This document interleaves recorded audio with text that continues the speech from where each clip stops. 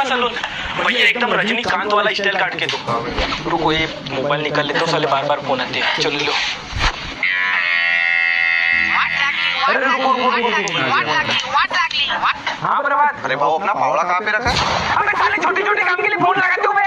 अबे देख ले घर पे रखा हुआ बाहर रोड पे।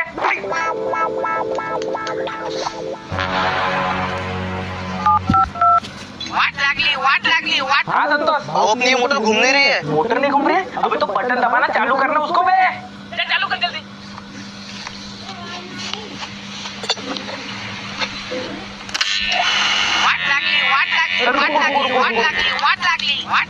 हाँ संतोष। मोटर तो चालू हो गई पर पानी नहीं फेंक रही है। तो मैं आके फेंकाऊंगा उसको। अबे साले पानी भरना, पानी छोड़ दी होंगी उसने। भाऊ भरता हूँ। जल्दी भर।